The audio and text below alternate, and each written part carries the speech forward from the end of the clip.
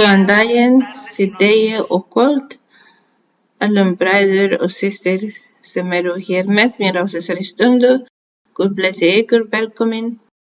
Og líka allir fólki, öllum þeim sem fylgjast með okkur í dag í þessari kennslu. Ég veit að margir sækja ekki kirkju. Bróðirinn bauð okkur að taka það kennslunni á samfélagsmiðlum til að sjá kennslustund til að læra kenninguna. En ég bið ykkur að koma saman, finna kirkju og sækja þær, því það er mjög mikilvægt að koma saman. Þegar við lesum salmana, Guð kenni okkur í salmunum að hann muni vera nærverandi og virtast í miðri sofnuðinum. Og í einum salmi segir Drottinn Jesú Krist sem segja þessi orð: í miðri sofnuðum mun ég lofa þig. Það er að segja þegar við sofnum saman, Guð er það með okkur.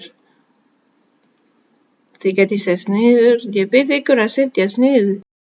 Guð er mitt á meðal okkar, Drottinn, því hann lofaði.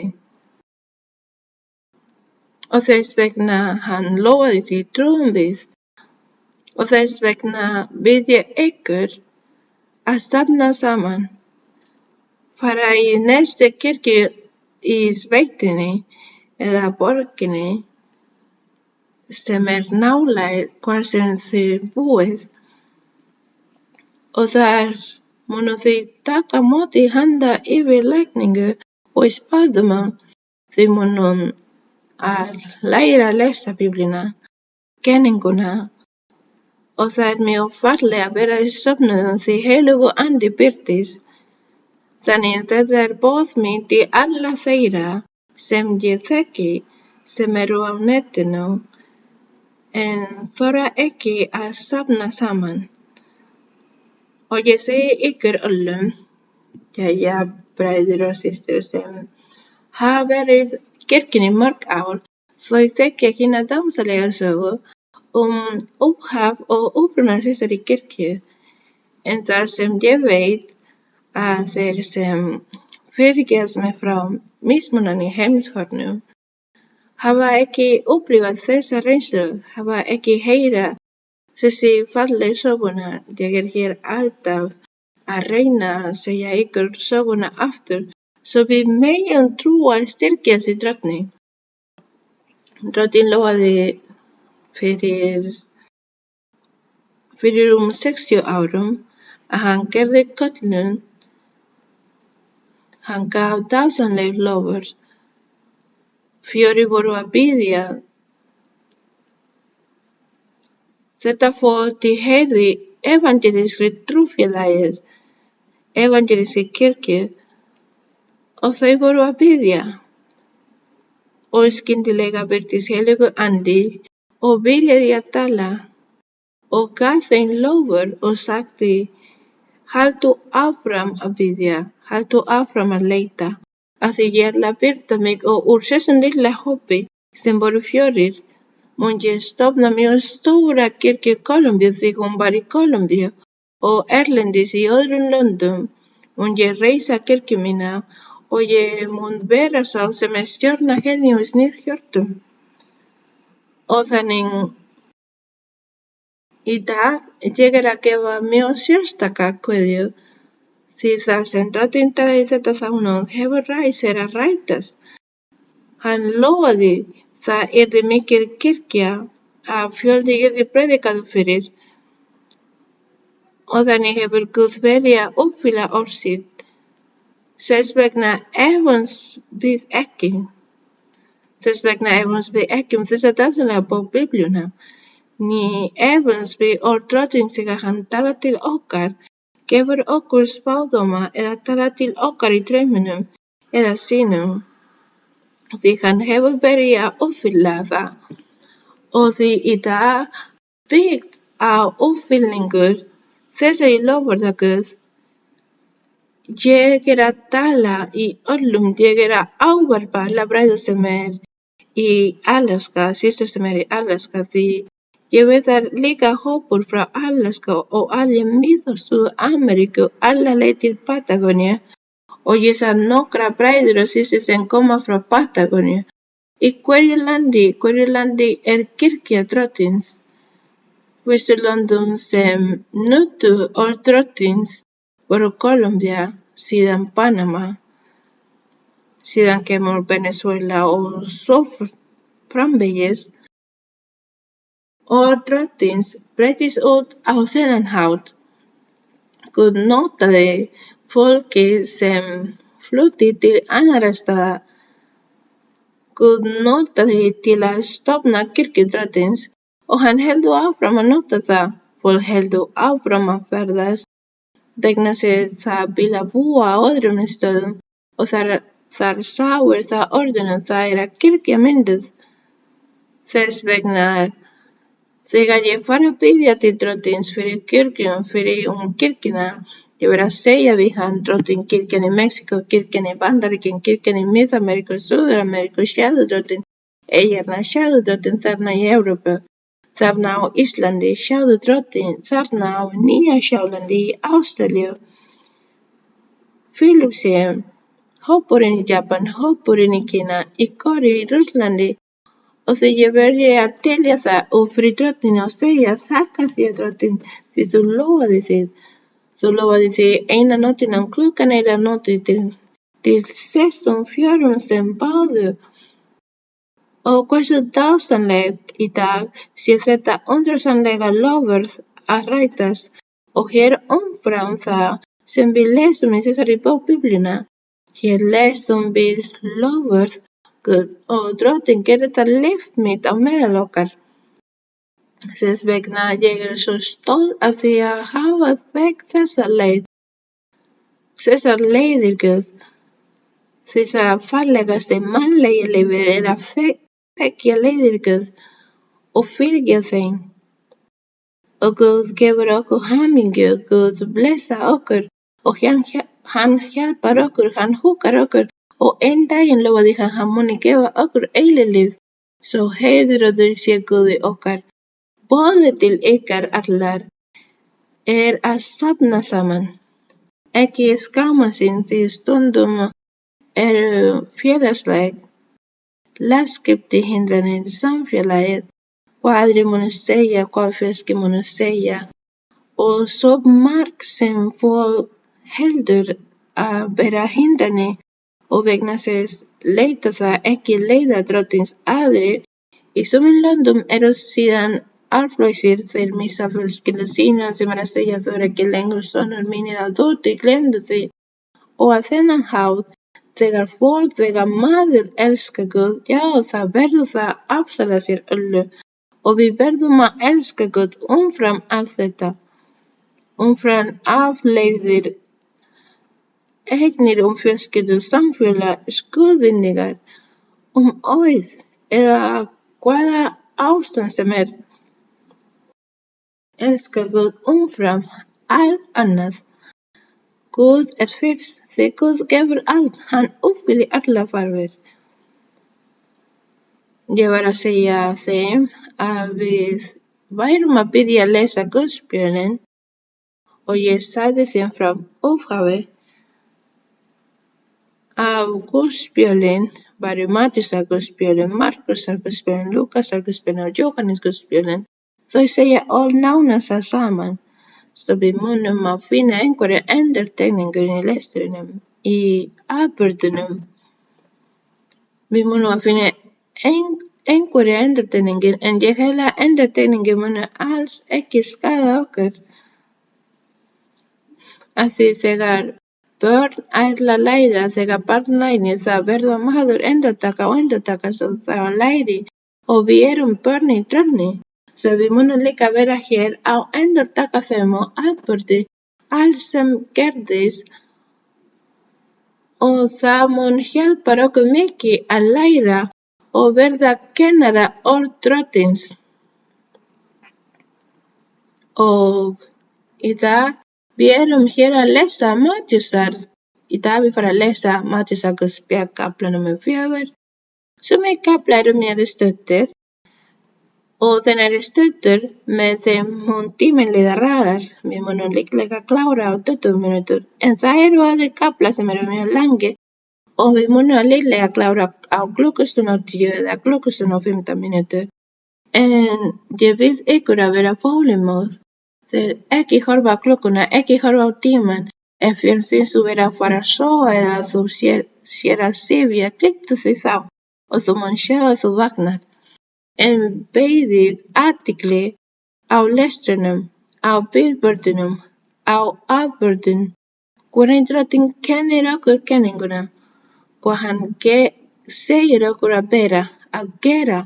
Það er það sem skiptir máli og þú mun sjá hvernig þú mun þola á mig að ég hefi stuttar kenningar og aðrar sem eru lengri. En hér þá myndum við hér að kafla til að skipta honum í tvennt. Þá finnst mér það ekki rétt en ég skil að byrja kaflan og klára hann. Hvað finnst þér? Bræðurgerð sagði mér já, ég veit ekki hvað þið orð mun að segja þar. Já, ég held já líka. Í dag erum við að lesa Matteusarguðspjall kafla númer 4. Við erum að lesa með hjörtum okkar og finna kærleika til Guðs hjörtum, reyna að skilja og vona að Heilagur Andi komi til ykkar, blessi okkar og gefur skilning yfir okkar visku og svo við getum að skilja og einnig að Drottinn muni vinna kraftaverk í lífi okkar. Meðan við lesum Drottinn vinna kraftaverk í lífi margra, lækna margra og frelsa margra frá öndum, galdrum og álögum. Það er það sem Drottinn gerir á meðan við erum að kenna eða læra Biblíuna. Við þökkum Drottni fyrir að hann gaf þessi lofur að hann gefur uppfylla þetta í lífi okkar. Það segir í vísu númer 1. Það var Jesús leiður af andanum út ofengdina til að djöfulinn freistaði til hans. Einhver spurði mig, hvernig var Drottinn það leiður af andanum? Flög hann í burt eða hvað gerðist? Já, Drottinn þurfti ekki að fljúga burt. Þegar það segja hann hafi verið leiður af andanum það þýðir það Heilagur Andi hafi tekið hann og hann finna til að fara þannig stað til að fara út í eyðimörkina. Hann finna það og var leiður af andanum og þar segir hann hafði farið út í eyðimörkina. Hann vissi hvað hann ætlaði að gera, hvað myndi gerast við hann. Hann myndi verða freistaður af djöflinum, vera freistaður er að samar að segja prófaðu. Djöflinn ætlaði að freista Drottinn. Svo á fornu spænsku segir það freistaður. Og í vísu númer 2 segir, og eftir hann hafði fastað 40 daga og 40 nætur var hann svangur. Drottinn fastað 40 daga og 40 nætur. Það var líka spurning hvers vegna þurfti Drottinn að fasta. Hvers vegna fastaði hann? Já, hann fastaði vegna þess að Drottinn hagaði sér eins og manneskja. Við skulum að muna að þegar Drottinn Jesús hóf þjónustu sína, hagaði hann sér eins og Guð, heldur eins og manneskja, vegna þess að hann vildi vera meðal manna, meðal mannkynsins. Hann vildi finna hvernig það væri að vera prófaður eða freistaður af djöflinum, óstuddur af djöflinum og hann vildi vita hvernig það væri að vera svangur, fyrstur, syfjaður, dapur, vera glaður eða að gráta, hlæja ekki. Allt þetta vil Drottins upplifa.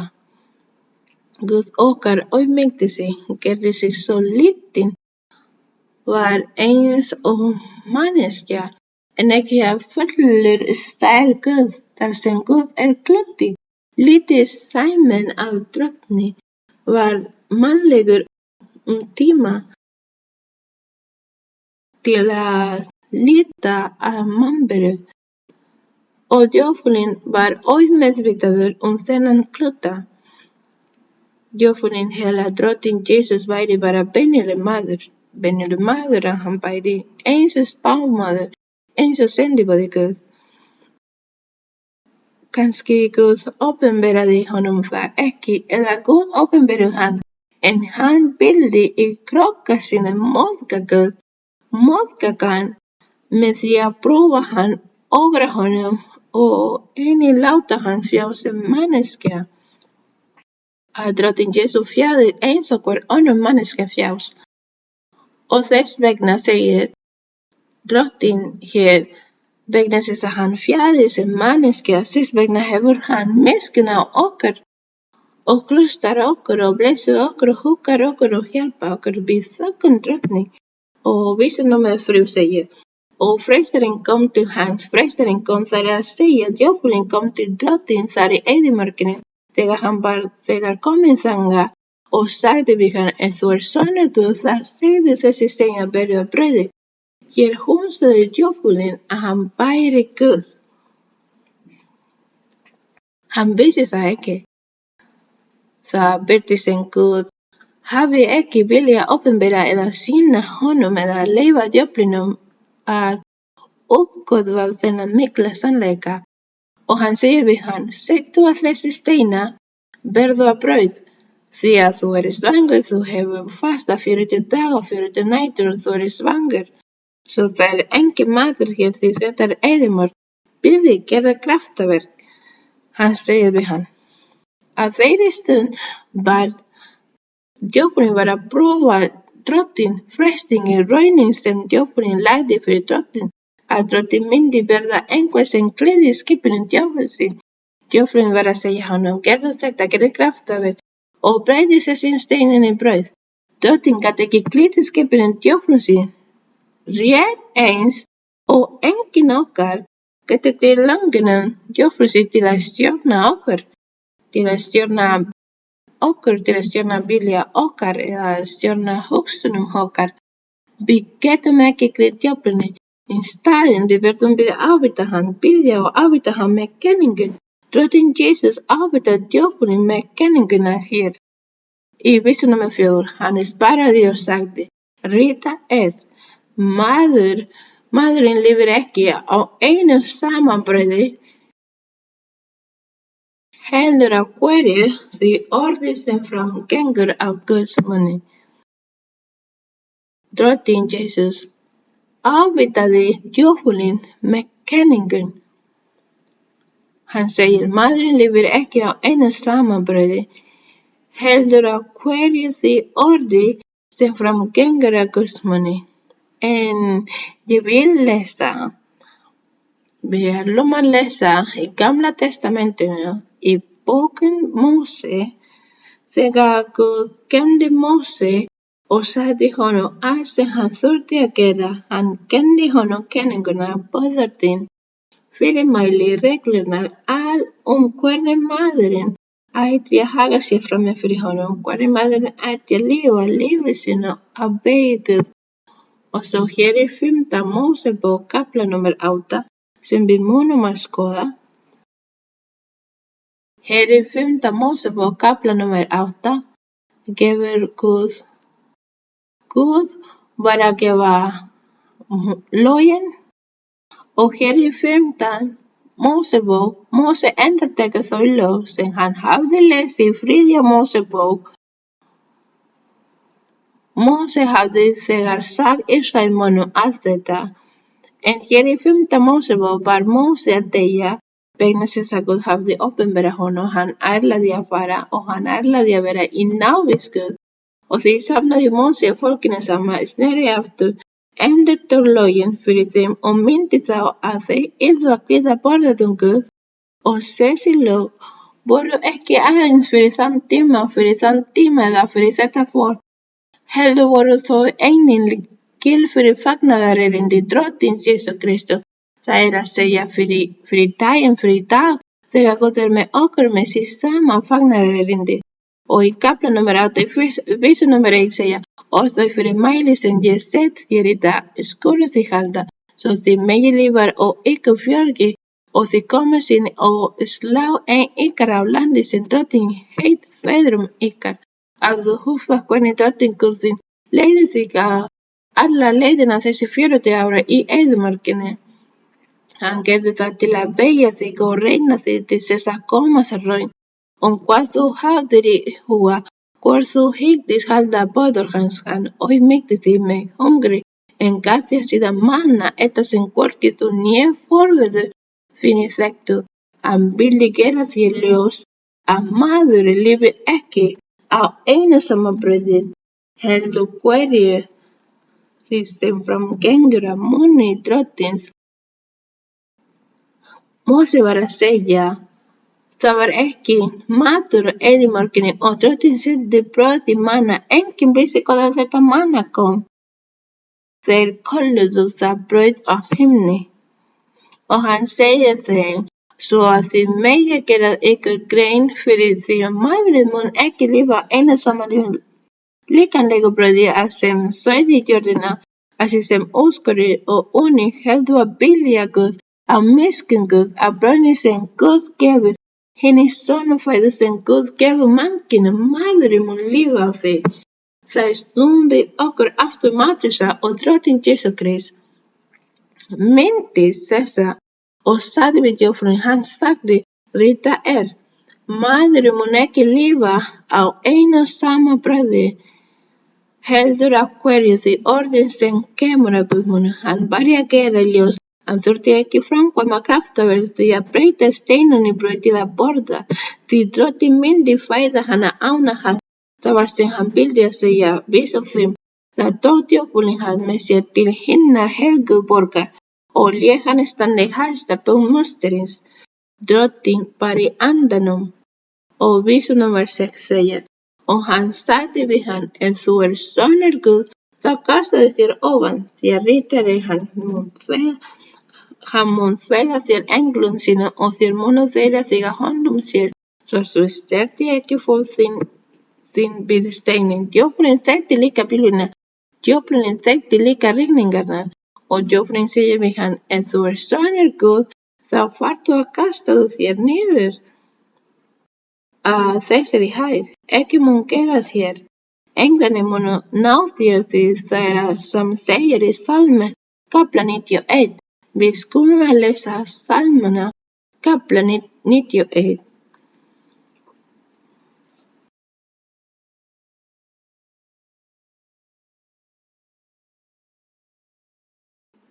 Það sem Drottinn vísar til þessari stað reyndar, til þessari loforða. Hér í Salmi 90, kafla 91, lesum við vísu 11. All þessi kafla að tala, það segir vísu 1, það sem við í skjóli hins hæsta mun dvelja í skugga hins almáttuga. Þetta fyrsta versi þetta dásamlega loforði, og hér var að vísa til þess að sá fyrsti sem naut þessari blessuna og þessari loforða var Drottinn Jesú Kristur. Drottinn Jesú Kristur var fyrsti kristi maður sem ógað hins fullkomna fagnaðarerindis Drottins. Nýju hjálparbræðis áætlunar þess sem Guð hafði undirbúið fyrir framtíðina til að mynda fullkomna kirkju lita krökkur nýtt fólk, andleg Ísraelsfólk. Síðan sá fyrsti sem snýrði til trúar, fyrsti trúaði Drottinn Jesús í mannlegri. Og þess vegna segir hér í þessum salmi að sem býr í skjóli hins hæsta, hvers dvalir í skjóli hins hæsta ef ekki Drottinn Jesú Krist. Hann dvalir í skjóli hins hæsta, dvalir í skugga hins almáttuga. Og hér gefur hann þessi loforð til Drottins, til Messiasar, frelsarans, þess sem koma át í framtíðin því þessar salmar eru í Gamla testamentinu fyrir þúsund ára, ja mörgum öldum. Og hér tala Drottins og fagnarinn sagði við sonum, til dæmis vísu númer 7 sagði, þúsund falla við hlið þér, 10.000 við hægri hönd þína, en þau munu ekki nálgast þig, men augu þín mun sjá, þú mun sjá löngina og guðlegu. Þetta voru all loforð fyrir Drottins okkar Jesú Krist, sem fyrst stofnaði kirkjuna, og svo höldum við áfram þeir sem fylgja Guði okkar, Sem älskar Gud och fylgja boðorðum hans munu einnig njóta þessi sama kafla 91. Nú munu einnig takast í honum. Þess vegna segir drottinn Jesús að hann sé erfinginn og hann munum bera samanvirkið.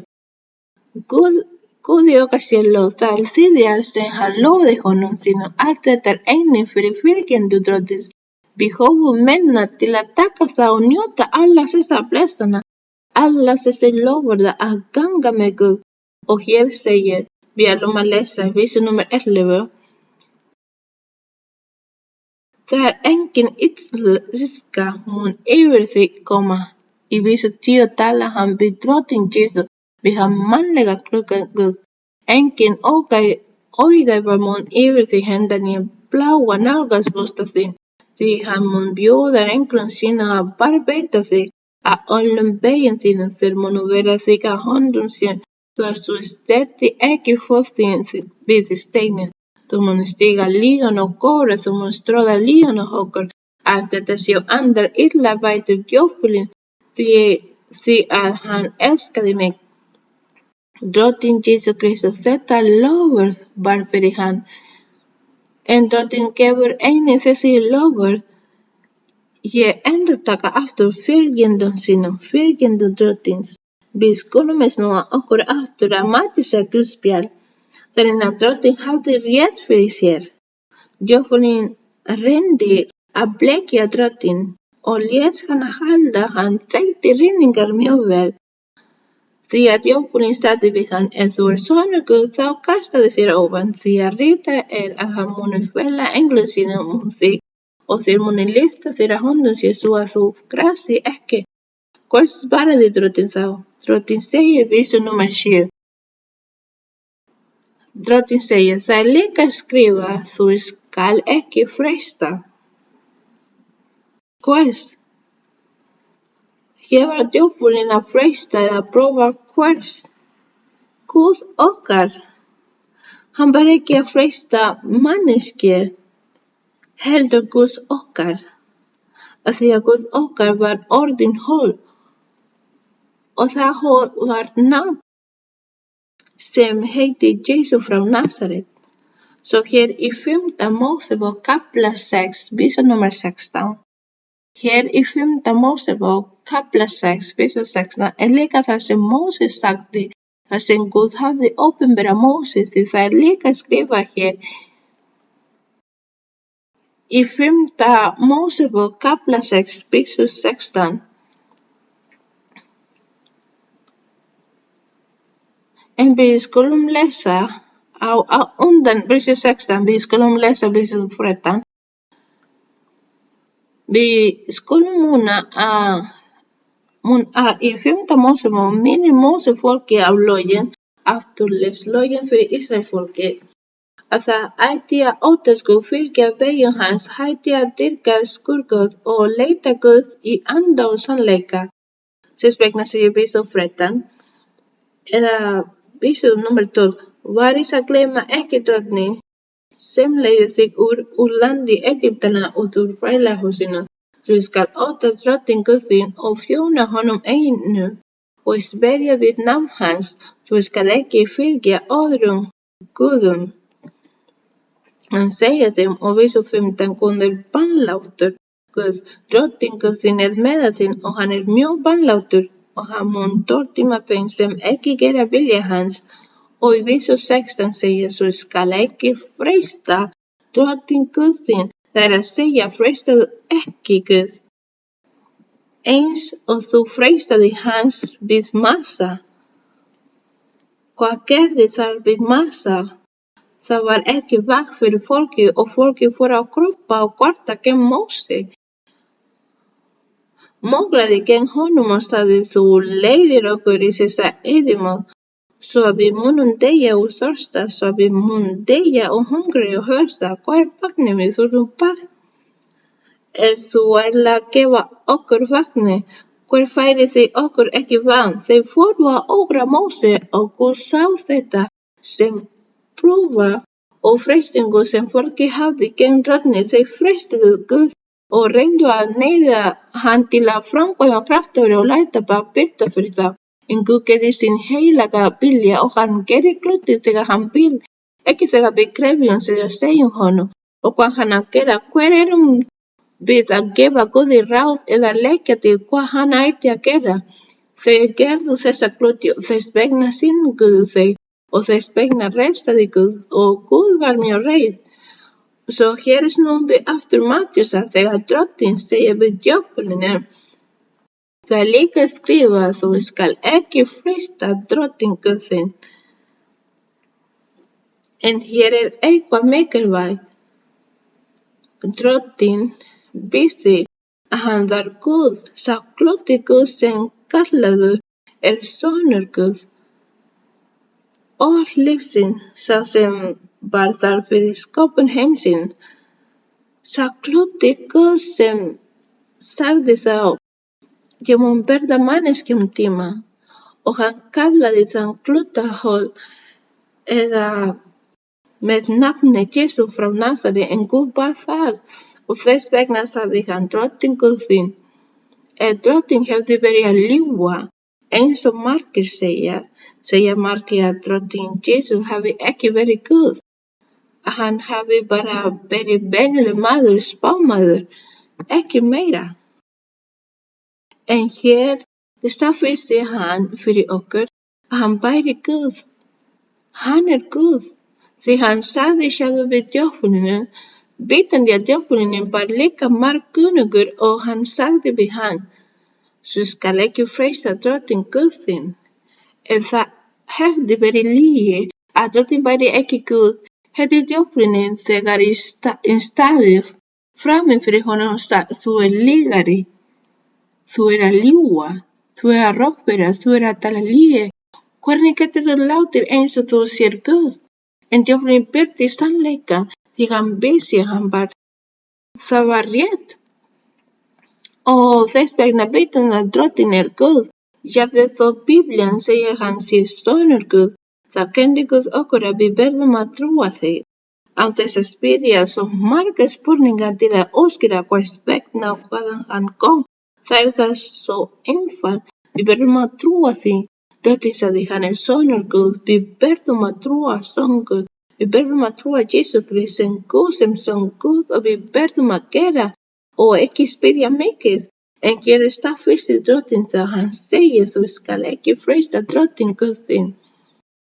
Þannig djöfulinn, Drottinn í öllu þessi samtali eða samtali sem hann átti við djöfulinn var Drottinn líka ávíta djöfulinn og djöfulinn hélt að hann væri þarna með einhverju manneskja og hann ætlaði að sigra hann.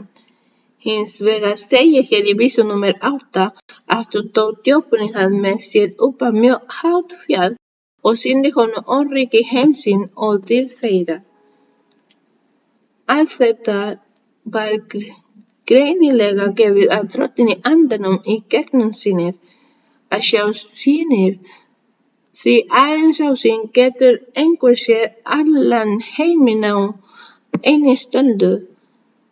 Og þar segir hann hafði sýn honum ríkin og þeir sessi ríki og sagði hann að þetta mun ég gefa þér, segir djöfulinn við Drottinn, að þetta mun ég gefa þér ef þú fellur fram og tilbiður mig. Djöfulinn öfundar Guð að því hann sé tilbeðinn, lofaður og vegsamur og það við beygjum okkur fram fyrir Guð til að biðja hann og dyrka. Hann öfundar okkur því hann vill það sé gert fyrir sig líka. Og þó djöfulinn eigi sér fylgjendur í dag, það eru líka til satanískir sértrúarsöfnuðir sem dyrka hann og heiða djöfulinn eins og hann væri Guð. Vegna þess að djöfulinn öfundaði Guð var hann stoltur og uppreisnargjörn og sneri sér gegn honum og þess vegna hafnaði Guð honum og bölvaði honum. Og fátækir menn, ég tel þetta fólk í dag vera fórnarlömb djöfulsins sem eru þarna fóifruð margt þau förum hina svona leið. Þau förum að það sem þau eru að gera mistök og þau eru að fara niður glötunarbrautinni.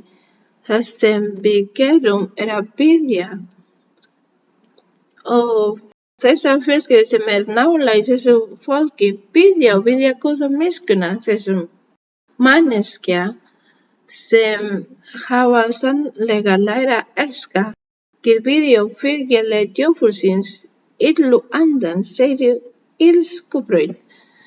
Það mjög sorglegt, en djöfulinn gefur gert svo margt í heiminum, svo mikla eyðileggingu.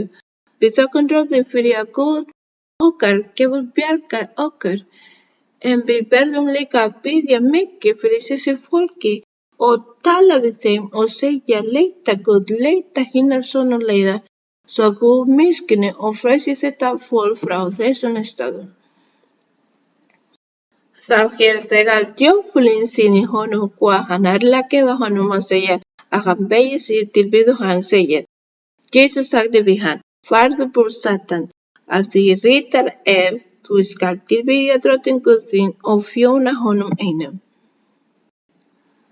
Við lesum í 5. Mósebók kafla 16 vers 13. Lesum við það Guð gaf þessari kenningu fyrir mörgum öldum síðan fyrir mikli göngu Móse og sú kenning var ekki aðeins fyrir Ísrael þess tíma, heldur fyrir okkur í dag, fyrir framtíðina, fyrir komandi kynslóðir. Þetta var kenninguna. Þú skalt tilbiðja Drottin Guð þinn og þjóna honum einum, sé Guði okkar. Vissu við það. Yfirgaf djöfulinn hann og sjá engla komu og þjónuðu hann. Ég held að þess vegna hafi Drottinn svo mikla miskunn fyrir okkur. Hann hugsa okkur og þess vegna huggar Drottinn okkur þegar við með eigum vandræðum, erfiðleikum, fregnum, veikindum, þegar við fjánst. Drottinn sendi heilagan anda og Drottinn huggar okkur vegna þess hann þekkir þjáningar í holdi okkar. Þannig var Drottinn reyndur.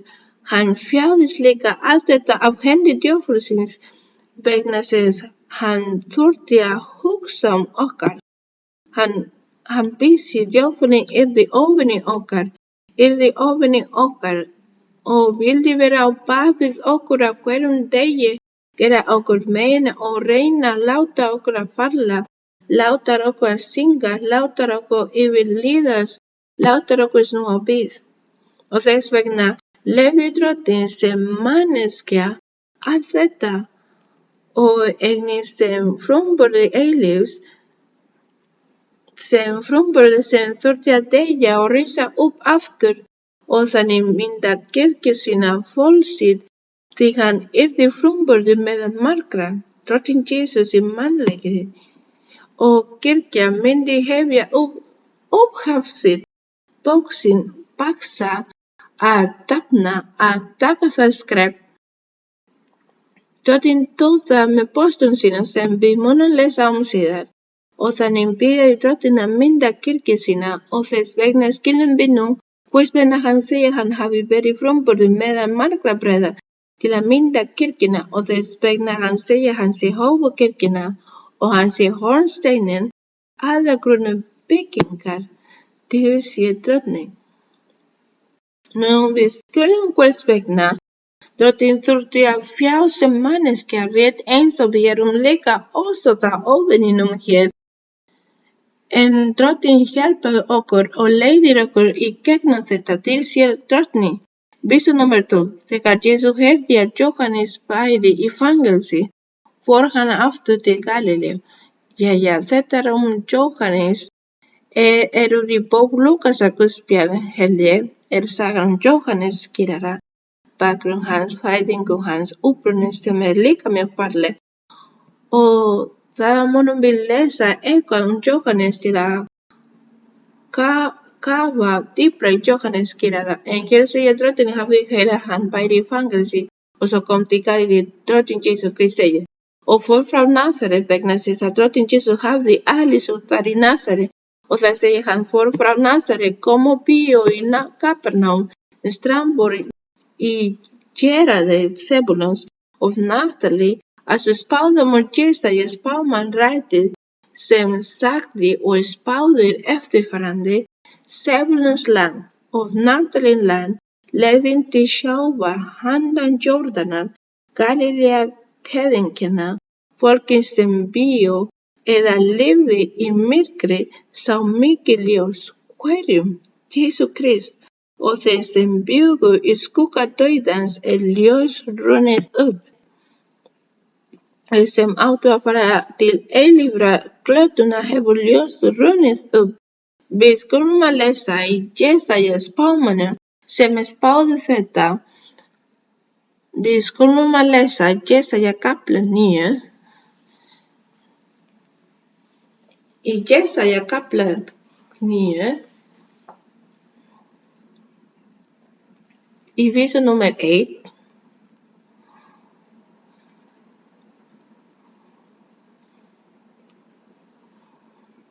Hér segir,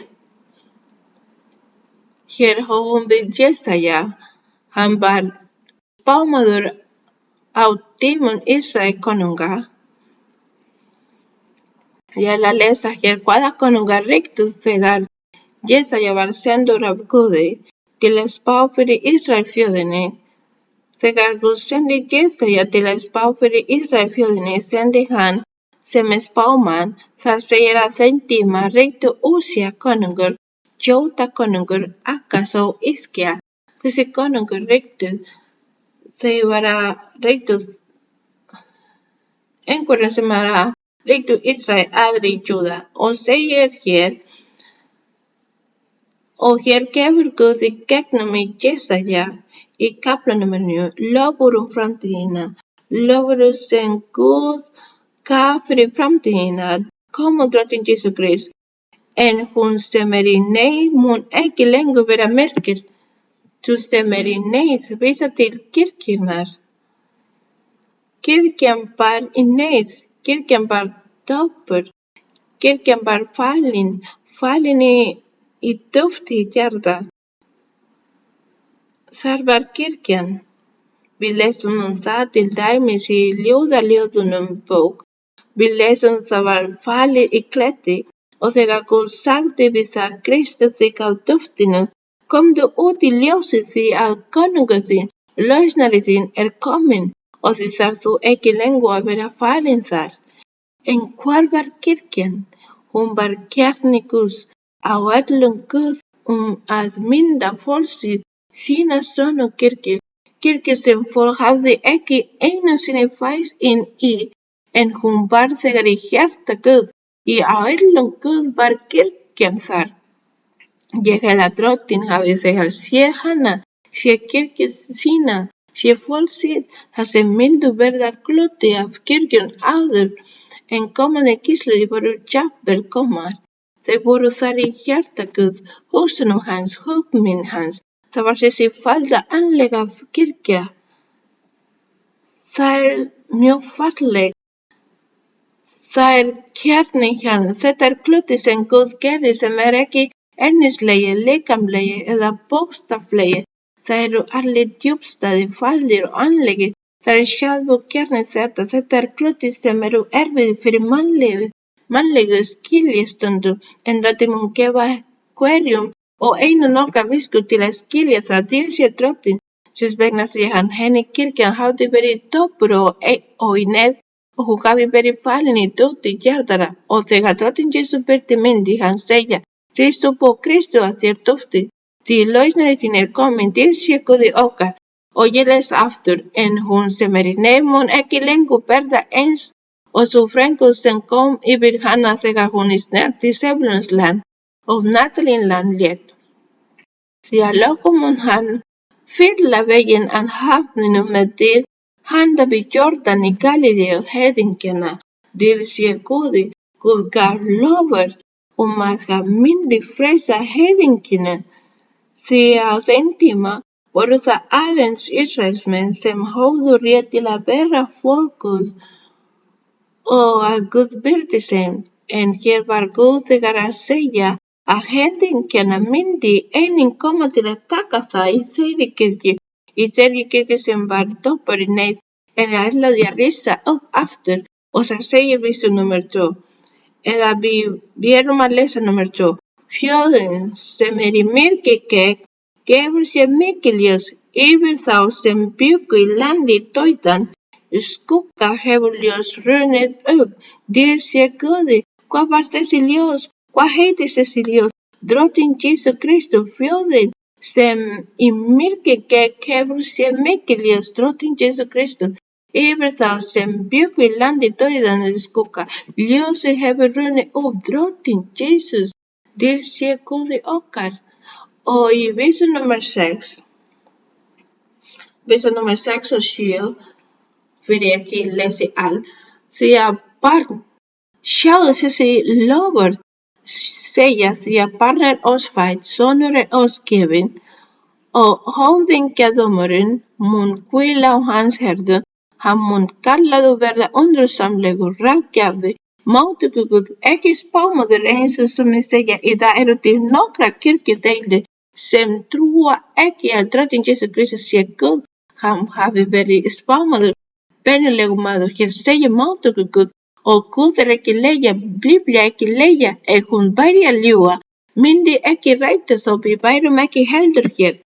Þannig segir hann, það barn sem myndi fæðast nam hann yrði undursamlegur, ráðgjafi, máttugur Guð, eilífur faðir, friða höfðingi á höfðingjadómi hans, og friði mun engin endir verða á hásæti Davíðs og yfir ríki hans til að skipa því og staðfesta það með réttlæti héðan í frá og að eilífu. Banlæti Drottins hersveitanna mun þessu til leiðar koma. Dýr sé Guði okkar. Þetta orð Drottins. Svo ef við snúum okkur aftur og þessu þá ræti það. Drottinn Jesús sagði, hér ræti það sem Jesaja sagði. Hvers vegna? Vegna þess að Drottinn Jesús var þar að predika og segja við fólki, verið tilbúna, himnaríkið er í nánd. Hann er fullkominn konungur að eilífu. Vísu númer 16. Frá þeim tíma tók Jesús að predika og segja, gjörið yðrum því að himnaríkið er í nánd. Þegar Jesús gef með frá Galileu vatni, sá hann 2 bræður, Símon sem kallaður Pétur og Andrés bróður hans. Þau voru að kasta neti í vatnið því þeir voru fiskimenn. Komin og fylgið mér, sagði Jesús, og ég mun senda ykkur út að veiða menn. Dýr sé Guði okkar. Þess vegna þegar einhver dreymir fiskur að sjá fisk og að hafa fisk, ætti hann að vita að Guð er að segja honum, þú mun verða mannaveiðari. Þú mun boða fagnaðarerindi, tala til fólks eða predika fyrir fólki, og þú mun vinna margar sálir fyrir himnaríki. Þessi kafli fiskin er mikilvæg. Og vísu númer 20 segir, þeir yfirgáfu þá þegar nesinn og fylgdu honum. Drottinn valdi ekki hina miklu fagmenn, menntamenn, fræðimenn. Hann valdi þá ekki, hann kallaði þá ekki. Hann kallaði þessa auðmjúku, ómenntuðu menn, svo ég gerði ráð fyrir þeir hafi ekki kunnað að lesa og skrifa. Ég veit það ekki, það var mjög erfitt á þeim tíma fyrir alla að hafa aðgang að því að læra að lesa og skrifa. Þeir voru auðmjúkir, ómenntaðir og Drottinn valdi þá vísvitandi vegna þess að Drottinn ætlaði að gefa þeim visku og grein og Drottinn ætlaði að tala í gegnum þá. Hvað meira það? Dýr sé Guði okkar. Það segja þeir hafi þegar í stað yfirgefið netin og fyrir honum. Þaðan sá hann 2 aðra bræður, Jakob Sebedeusson og Jóhannes bróður hans í barnum með Sebedeus föður sínum að bæta netin sín og hann kallaði þá. Og Jesús fór alla Galileu, kenndi í samkomuhúsum þeirra og predikaði.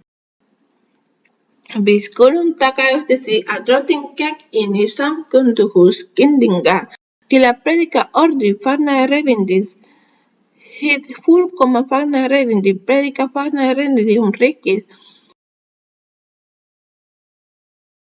Og hvað var fagnaðarerindið rikið? Að trúa Jesus, að trúa á son Guð, að trúa því hann bæri sá sem Guði sendi og hann yrði eða væri þegar hinn fullkominn konungur sem Guð hafði lofað í fornöld með spámunum frá Móse og áfram. Guð sem talaði drottinn var Jesús Krist. Það er viðengandi að síðan munum að lesa það sem drottinn Jesús sagði. Móse og spámennir og salmanir tala mig.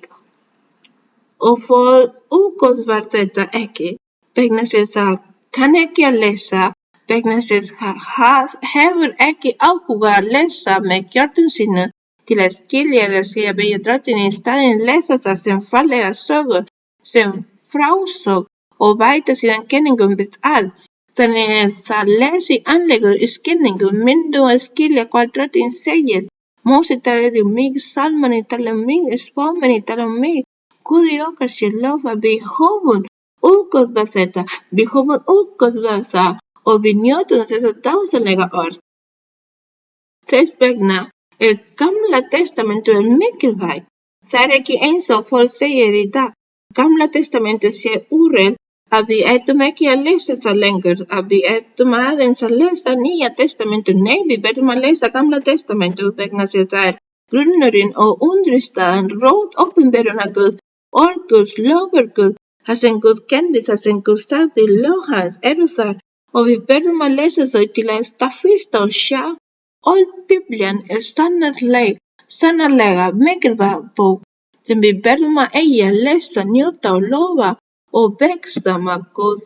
Guð var með því sem við lesum og skiljum. Lofaðu sé drottinn, svo segir drottinn predikandi og læknandi allkyns sjúkdóm og pröfum meðal fólksins. Drottinn tók á bína kraftafir og lækninga, predikaði orð sitt, Vísa 24, og frið hans breytist út alla Sýrland. Þeir komu með alla sem sjúkur voru, sá sem þjáðust af ýmsum sjúkdómum og kvalum, þar sem voru haldnir illum öndum, flogaveikir og lamaða, og hann læknaði þá. Og miklir mannfjöldi fylgdi honum frá Galileu, Dekapólis, Jerúsalem, Júdeu og handan Jórdanar. Við getum ímyndað okkur hvernig það hlýtur að hafa verið. Hvernig hlýtur það að hafa verið? Allir streymdu yfir, fylgdu drottni, leitaði drottni, flestir í leit, efnislegum ávinningi, vildu hann lækna sig. Og fólk spurðu, lækna mig drottinn? Vissulega myndu einhverjir fara og segja við hann, drottinn lækna mig, allt sem hugsa er að þú lækna mig, ég hef engan áhuga að oflast himnaríki. Drottinn var að segja, allt skiptir máli, ég mun beita ykkur líkamlega lækningu. En leiti himnaríkis haldi áfram að beygja fullkomnar rýna beigjum Guð. Leiðir Guðs eru fallega.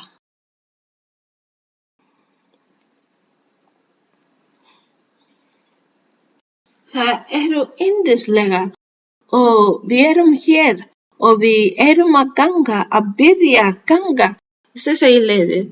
Svo ég vil ykkur öllum aftur að koma saman og taka þá í að lesa þessa fallegu bók. Elski Guð af öllu hjarta, leiti hans, treysti honum, trú á hann og biðji hann að hjálpa ykkur svo að þið getið snúið baki við því sem rangt. Því það stundum erfitt fyrir marga að breyta beygleikum lesti. Það erfitt, en þið það hafið hjarta ykkar þann til ganga að elska Guð og þóknast honum, það mun hann hjálpa ykkur. Hann hjálpar okkur, hann mun hjálpa okkur, megi Guð blessa ykkur, drottinn veri með ykkur öllum. Við munum að biðja til Guð okkar, himnes Föður, heilags Föður, eilífs Guð, Guð okkar, sem var með Móse, Abraham, Ísak og Jakob, og sem talaði til þeirra og gaf mörg lofur. Drottinn, Í dag sjáum við þessi loforð uppfyllt, Faðir. Þegar þú sagði Abraham að hann yrði faðir margra þjóða og síðan myndaðir þú Ísrael þjóðina eða eina þjóð, sjáum við í dag Drottinn loforðið við Abraham uppfyllt, því við sjáum í dag að söfnuður þinn, kirkja þín, breiðast út allan heim. Það eru nú þegar 100 lönd og í hverju landi lítill hópur hérna sem elskar þig og leita þín og þú horfir á þau og með því að blessa þau þú horfir þú einnig á landinu og leiðtoga þess og þú munir stjórna þeim og leiða þau líka svo þín vilji gerði en ekki vilji manna. Heiligur Faðir, þakka þér Drottinn, þakka þér fyrir að þessi loforð sem þú gaf Abraham, við njótum líka marga blessana í dag.